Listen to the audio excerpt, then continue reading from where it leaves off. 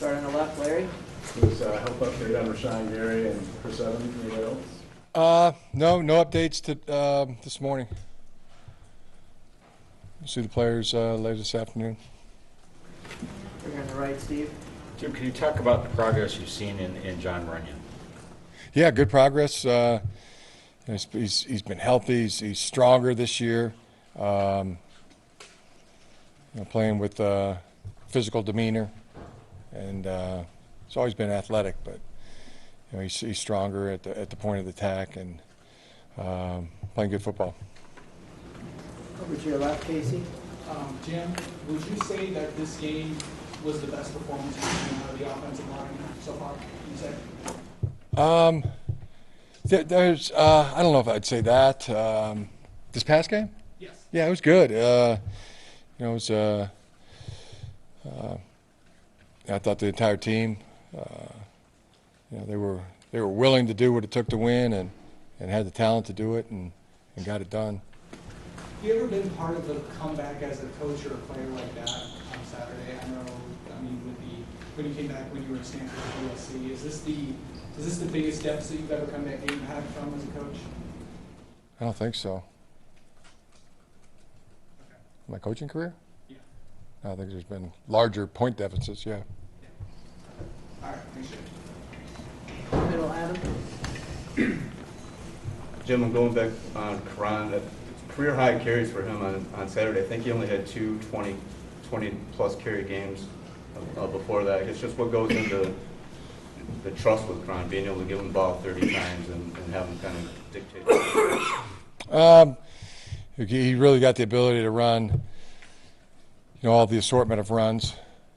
He's not in a category we can only run outside runs or only run inside runs. I mean, he can do both, and he can also pass protect. High level of trust with Karan and in every phase, including ball security. So allows us to do as much as the offense has. I know production's obviously the important there, but you mentioned ball security. I don't think he's had a fumble this year either. I mean, how important is that in terms of just, if it's not necessarily picking up the yards, just keeping the drive going, keeping the ball secure? Critical. Front right here, Kyle. How would you assess your wide receivers downfield so far? It's been improved. Yeah, we can still always strive to get better in every area. It's like that's an area, so strive to improve on that. But I think it's much improved, and I think we're playing more physical. There's been already been numerous touchdown blocks from our wide receivers. As an observer of the sport, whether it's NFL games or college games, do you think that's a little bit of becoming a lost art, wide receivers being good at blocking downfield? No, I wouldn't say that. In the middle there. Coach, what did you learn from Shea Patterson and his ability to be in, adversity, be down by 17, and then prevail in the end? Oh, a lot. It's a great feeling as a quarterback to, have a comeback win. His energy was, infectious on the sideline and in the game. I mean, that as the game was, tight and needed a spark, he gave it. When it was, it got closer and he gave more energy and did it himself.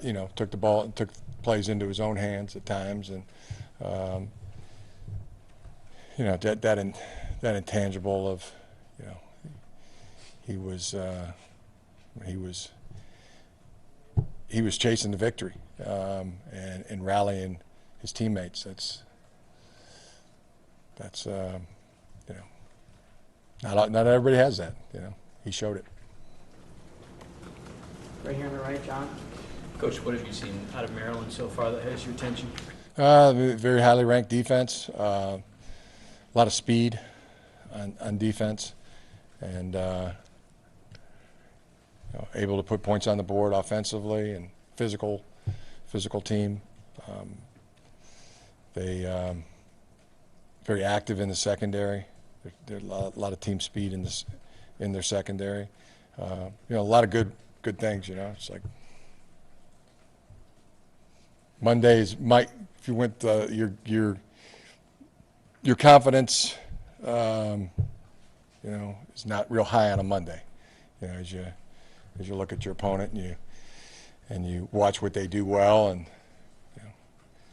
that's why you watch the tape and you put your game plan in, and then get a little bit more on Tuesday and a little bit more on Wednesday, and hopefully by Thursday and Friday we'll think we have a chance. But that's usually the way your level of confidence grows as you prepare and as you put your plan together and practice it. But right now, seeing a lot of things that are really good in the Maryland team. In the middle, Adam. Jim, going back to what you said about Cron being able to, look good on all the runs, is there one area that you've seen him improve the most? Because I know you guys have used him on first down. I mean, short yardage situations. Is there one aspect of his game that you've seen him improve upon the lap this year? Well, it's just always, the biggest improvement I've seen from Karan is the extra yardage, the yardage after contact that he's gaining. If a play's blocked for 2 yards, he's getting 4 and 5. I think the thing that he's continuing to build on is his ability to catch the ball. He's done that and been able to turn a 4-yard gain into a 7 or 8 or 9-yard gain, making the first defender miss or bleed out more yardage. But he's been consistently good and improved in that area. And right here, Chris. Jim, Chase said he was baffled at the way that holding is called or not called and stuff. Is that just something, what's your message to your guys like that when there's obvious frustration about things that aren't going their way in that department? Explain the rules and explain what the issues are, and but Chase is playing at a really high level. 11 tackles, TFL, 2 sacks. He's gaining a lot of attention. Sometimes it's a blocker and somebody that's chipping, and or there's 2. There was one time he got 3 guys that were paying him attention, and that's ultimate respect for a defensive end or a pass rusher, and he's earned it. He's all over the field. He was our player of the game again this week. But they're going to cut, try to hold, chip, double team, all those things. Those are ultimate compliments to a defensive end, to a pass rusher. So just keep doing what you're doing, Chase. Doing a marvelous job. Really having a sensational start to the first quarter of the season. Right here, Kyle. Michigan, you guys are one of the most penalized teams in the country so far. Has it reached the point where that's concerning? Yeah, we're concerned about every area of the football program. Anything that we can get better at. You're always asking what we can do to improve. That's in one of the areas that's included. When you're a really aggressive defense, do you think that lends to getting more penalties called? Front here, Nick. It's kind of what defenses are supposed to do. When you went back and looked at it, speaking of the first quarter did not go the way you wanted it to go. The second 3 did. When you diagnosed what happened early as opposed to what happened late, what was the difference in why it started slow and then ended as well as it did? Both sides of the ball. Yeah, we were they outplayed us in the first quarter, and felt like our team responded in the next three. Did they respond faster than they did the first? At Notre Dame game, it was similar. They came in, jumped on you, and it took them a minute. Did you feel like they responded faster this time on the road? Yeah. Time for a couple more. We'll start on the left there, Aaron. Going back to penalties, have you guys emphasized more in the last few weeks in practice curbing those, or is it saying the same thing? Yeah, we have.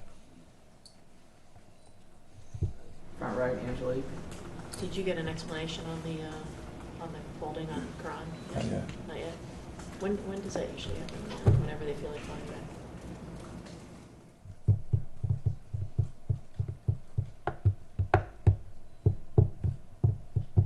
What does it do for your team's confidence to know that it can come back from a deficit like that if it happens again? Obviously, you'd rather not, but what does that do moving forward for the team's confidence? I think it helps. Helps a lot. I mean, been a lot of successful seasons where there's always a win like that. Proud of our guys. Last question in the back there, Scott. What does homecoming mean to you? Especially on the road. What does homecoming mean? What does homecoming mean? It's one of the great words in the English language. A homecoming.